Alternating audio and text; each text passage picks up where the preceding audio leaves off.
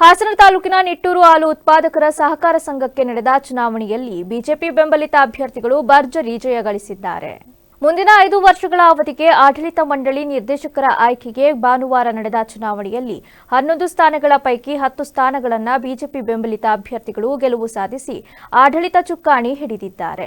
BJP ಬೆಂಬಲಿತ ಅಭ್ಯರ್ಥಿಗಳಾಗಿ ಸಾಮಾನ್ಯ ಕ್ಷೇತ್ರದಿಂದ ಸ್ಪರ್ಧಿಸಿದ್ದ ಗಂಗಾಧರ, ನಟರಾಜು, ಹುಚ್ಚೇಗೌಡ, ಮಂಜುನಾಥ್, ಮಂಜುಶೆಟ್ಟಿ ಹಾಗೂ ಮಹಿಳಾ ಮೀಸಲು ಕ್ಷೇತ್ರದಿಂದ ಸ್ಪರ್ಧೆ ಮಾಡಿದ್ದ ಪದ್ಮಾ, ಶಾಂತಮ್ಮ, ಪರಿಶಿಷ್ಟ ಜಾತಿ ಮೀಸಲು ಕ್ಷೇತ್ರದಿಂದ ಮಲ್ಲೇಶ್, ಪ್ರವರ್ಗ 2ರಿಂದ ಪರಮೇಶ್ವರಪ್ಪ, ಪ್ರವರ್ಗ ಬಿ ಇಂದ ಸ್ಪರ್ಧಿಸಿದ್ದ ಲಿಂಗರಾಜು ಭಾರಿ ಬಹುಮತದಿಂದ ಗೆದ್ದಿದ್ದಾರೆ.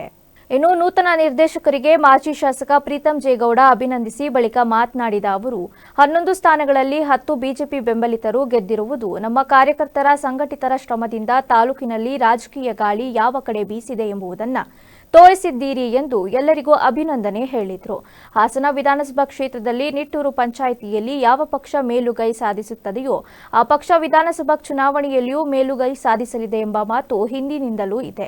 ಮುಂಬರುವ ಗ್ರಾಮ ಪಂಚಾಯಿತಿ, ತಾಲೂಕು ಪಂಚಾಯಿತಿ, ಜಿಲ್ಲಾ ಪಂಚಾಯಿತಿ ಚುನಾವಣೆಗೆ ಬಿಜೆಪಿಯನ್ನ ಬೇರು ಮಟ್ಟದಿಂದಲೂ ಬಲಪಡಿಸಬೇಕಿದೆ.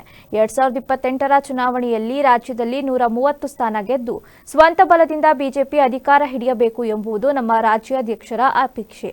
ಅದಕ್ಕಾಗಿ ನಾವೆಲ್ಲರೂ ಒಟ್ಟಾಗಿ ಶ್ರಮಿಸಬೇಕಿದೆ ಎಂದು ಹೇಳಿದರು. ಫಲಿತಾಂಶ ನಿನ್ನೆ ಸಂಜೆ ಪ್ರಕಟ ಆಗಿದೆ. 11ಕ್ಕೆ 10 ಗೆಲ್ಲೋದ್ರ ಮುಖೇನ ಇಡೀ ಹಾಸನ ತಾಲೂಕು ನಿಟ್ಟೂರು ಕಡೆ ತಿರುಗಿ ನೋಡೋ ರೀತಿಯಲ್ಲಿ ನಮ್ಮೆಲ್ಲ ಕಾರ್ಯಕರ್ತರ ಹಿರಿಯರ ಪರಿಶ್ರಮದಿಂದ ರಾಜಕೀಯವಾಗಿ ಗಾಳಿ ಯಾವ ಕಡೆ ಬೀಸ್ತಿದೆ ಅನ್ನೋದನ್ನ ತೋರಿಸ್ಕೊಡೋದ್ರಲ್ಲಿ ಯಶಸ್ವಿಯಾಗಿದ್ದೀರಿ. ಹಾಗಾಗಿ ಎಲ್ಲ ಹಿರಿಯ ಮುಖಂಡರಿಗೆ ಗೆದ್ದಿರುವಂತ ಅಭ್ಯರ್ಥಿಗಳ ಜೊತೆಗೆ ನಿಮ್ಮ ಗೆಲುವಿಗೆ ಶ್ರಮಿಸಿದಂತ ಎಲ್ಲ ಹಿರಿಯ ಮುಖಂಡರಿಗೆ ನಾನು ಅಭಿನಂದನೆಯನ್ನ ಈ ಸಂದರ್ಭದಲ್ಲಿ ತಿಳಿಸಿದ್ದೀನಿ. ಬಹುಶಃ ಹಾಸನ ವಿಧಾನಸಭಾ ಕ್ಷೇತ್ರದ ಚುನಾವಣಾ ಶಕ್ತಿ ಏನಾದ್ರೂ ನೋಡಬೇಕು ಅಂತ ಹೇಳಿದ್ರೆ ನಿಟ್ಟೂರು ಪಂಚಾಯತಿಲಿ ಯಾರು ಮೇಲ್ಗೈ ಸಾಧಿಸ್ತಾರೆ ಅವರು ಇಡೀ ಹಾಸನ ವಿಧಾನಸಭಾ ಕ್ಷೇತ್ರದ ಶಕ್ತಿಯನ್ನು ಹೊಂದ್ತಾರೆ ಅಂತೇಳಿ ಹಿಂದಿನಿಂದ ನಡೆದುಕೊಂಡಿರುವಂತ ವಾಡಿಕೆ. ನಿಮ್ಮೆಲ್ಲರ ಪರಿಶ್ರಮದಿಂದ ಈ ಒಂದು ಕಾರ್ಯ ಸಿದ್ಧಿಯಾಗಿದೆ.